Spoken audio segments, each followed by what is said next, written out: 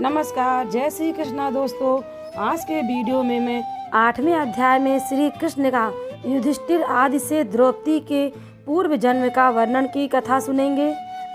श्री सूत जी बोले, हे तपोधने, विष्णु और श्री कृष्ण का संवाद सुनकर नारद जी प्रसन्न हो फिर नारायण से प्रश्न करते हुए बोले, हे प्रभु रुक्मणी नाथ विष्णु, जब वैकुंठ को चले गए तब क्या हुआ सो मुझसे कहिए।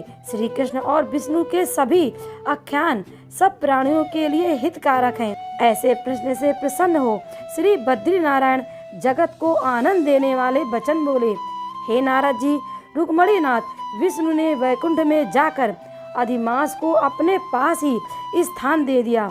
वहाँ निवास पाकर अधिमास महा आनंद को प्राप्त हुआ और सब मासों का अधिपति होकर श्री विष्णु के साथ क्रीड़ा करने लगा। उधर श्री विष्णु 12 महीनों में मलमास को सर्वश्रेष्ठ बनाकर मन में बहुत प्रसन्न हो चिंता मुक्त हुए।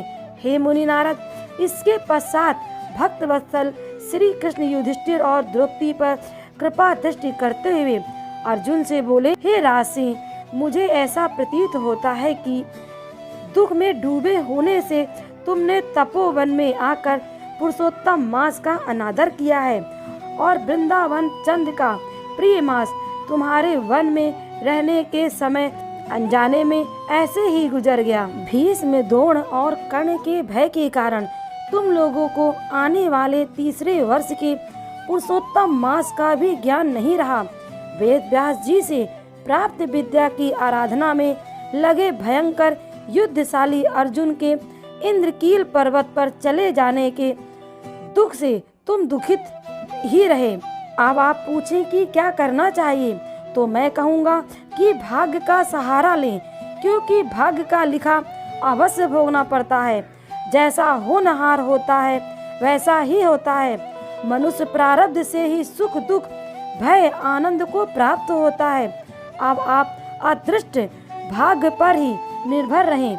हे महाराज, अब आपके दुख भोगने का दूसरा कारण भी कहता हूँ, वह बड़ा विलक्षण इतिहास भी सुनो। यह पांचाली द्रौपदी महाभाग्यशाली पूर्व जन्म में श्रेष्ठ मेघावी ऋषि की पुत्री थी। हे राजन, कुछ काल व्यतीत होने पर अत्यंत लावण्य युक्त और मनोहर प्रभा वाली यह द्रौपदी उस समय 10 वर्ष की थी। पिता के एक ही पुत्री थी जो सर्वगुण संपन्न और बड़ी ही चतुर थी। यह पिता को अत्यंत प्यारी थी। यह पुत्र के समान ही रहती थी। इसने पिता का कभी भी तिरस्कार नहीं किया। यह साहित्य शास्त्र और नीति शास्त्र में भी बड़ी निपुण थी। इसकी माता इसके बाल्यकाल में ही मर जाने से उसे इसके पिता ने ही पाला है। एक दिन यह पड़ोसिन सखी का सुख देखकर स्वयं भी पुत्र पौत्र की इच्छा करने लगी और इसी चिंता में रहने लगी कि मुझे भी सद्गुण संपन्न सौभाग्यशाली पति और सुख देने वाला श्रेष्ठ पुत्र किस प्रकार प्राप्त होंगे। मैं अब ऐसा कौन सा कार्य करूं जिससे मुझे ज्ञान हो कि किस देवता को पूजूं, किस मुनि के पास जाऊं या किस तीर्थ में जाकर रहूं। वह इसी सोच में रहती थी। वह यह सोच सोच कर चिंता में घुलने लगी कि मेरा भाग्य कैसा गया है। कोई भी पुरुष मुझे पत्नी रूप में स्वीकार करने को तैयार नहीं होता। मेरे पिता इतने योग्य पंडित हैं, परंतु मेरे भाग्य से इनकी भी मति मारी गई है, क्योंकि विवाह की अवस्था होने पर भी इन्होंने मेरे योग्य वर को नहीं ढूंढा। मैं कुमारी होने से पति सुख से वंचित हूँ। मेरे जैसी मेरी सखियाँ पति सुख भोग रही हैं। मेरी शादी का भी ठिकाना अता पता नहीं। मेरी माता मुझे बचपन में ही छोड़कर स्वर्ग क्यों चली गई। इस प्रकार शोक और मोह की तरंगों से पीड़ित हो वह थपेड़े खाती रही। इधर मेघावी ऋषिराज पृथ्वी पर कन्यादान के निमित्त योग्य वर ढूंढ रहे थे, पर वैसा योग्य वर नहीं मिलने से उनका मनोरथ निराश हो गया। देवयोग से उनका महादारुण तीव्र ज्वर बुखार आ गया। तब ऋषिराज का शरीर ज्वर के दुख की तीव्र ज्वाला से फटने लगा और जोर से श्वास के ऊपर श्वास लेते हुए अचेतन अवस्था में जैसे कोई मदिरा पीकर लड़खड़ाते हुए गिर पड़ता है, उसी प्रकार घर में आकर जमीन पर गिर पड़े और पुत्री को स्मरण किया पुत्री भय से व्याकुल हो जैसे ही पिता के पास आई, तब तक वे मरणासन हो गए। दैव योग से एकाएक कांपने लगे और कन्यादान के संबंध में जो विवाह महोत्सव की मधुर कल्पना थी वह नष्ट हो गई और पहले के किए हुए गृहस्थ धर्म के परिश्रम के प्रभाव से सांसारिक वासनाओं को छोड़कर उन्होंने भगवान में मन को लगाया और वह मेघावी ऋषिराज श्री हरि पुरुषोत्तम नील कमल के समान श्याम वर्ण वाले त्रिभंगी मनोहर आकृति वाले भगवान को स्मरण करने लगे।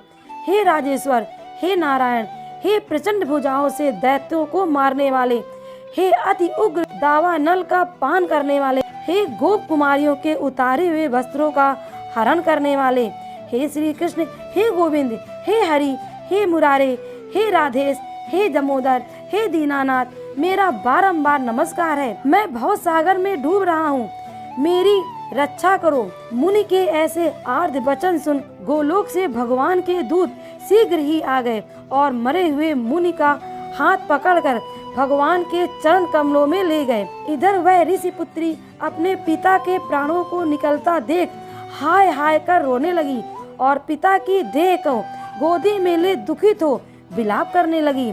महादुखित हो दारुण रुदन करके कुरेरी पक्षी की भांति विलाप करती हुई वह अपने पिता से ऐसे बोली मानो वे जीवित हो। हाय पिता, हे पिताजी, हे कृपा सिंधु, अपनी पुत्री को आनंद देने वाले आप भी मुझे अकेली छोड़कर गोलोक धाम को चले गए। हे तात, बिना पिता के अब कौन मुझे रखेगा? ना मेरे भाई है, ना कोई कुटुंब का और ना मेरी माता ही रही। कौन मेरे भोजन और कपड़ों की चिंता करेगा? हे पिताजी, अब मुझे वेग ध्वनि भी सुनाई नहीं पड़ेगी। इस तुम्हारे सूने आश्रम में मैं कैसे रहूंगी? इसमें भी मैं प्यार त्याग दूंगी। ऐसे जीने से क्या लाभ है? मुझे प्यार देने वाले पिता बिना विवाह कार्य संपन्न किए आप कहाँ चले गए? हे तात, हे तपोनिधि, अब लौट आइए और अमृत के समान मीठी वाणी में मुझे पुकारिए। आज चुप क्यों हो गए हैं? उठिए उठिए, अब सोए हुए बहुत देर हो गई। इस प्रकार अश्रुधारा बहाते हुए वह अनेक विलाप करती रही। जोर जोर से रोने की आवाज़ सुनकर वहाँ वन में रहने वाले ब्राह्मण आपस में कहने लगे कि इस तपोवन में आज अत्यंत करुणा स्वर में बिलक बिलक कर कौन रो रहा है। थोड़ी देर में जैसे ही उन्हें समझ में आया कि यह स्वर तो महर्षि की पुत्री का रुदन है, तब वे सब हाहाकार मचाते हुए वहां पहुंचे और पुत्री को गोद में मरे हुए मुनि को देखकर वे सब मुनि भी रोने लगे। फिर पुत्री की गोद से शव को उठाकर शमशान में शिवालय के निकट ले जाकर चिता बनाकर अंत्येष्टि विधि से दाह संस्कार किया। तत्पश्चात कन्या को अनेक प्रकार से समझाकर वे सब अपने अपने स्थान को चले गए। कन्या ने धैर्य धारण कर पिता की संपूर्ण क्रिया के लिए यथाशक्ति धन खर्च किया। वह श्राद्ध आदि क्रिया करके उसी तपोवन में रहने लगी।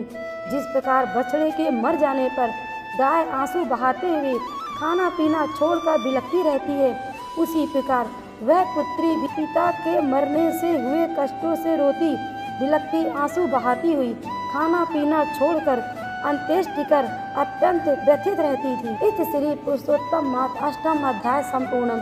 दोस्तों, यदि वीडियो पसंद आया हो तो प्लीज़ वीडियो को लाइक करें, शेयर करें और सब्सक्राइब करना ना भूलें।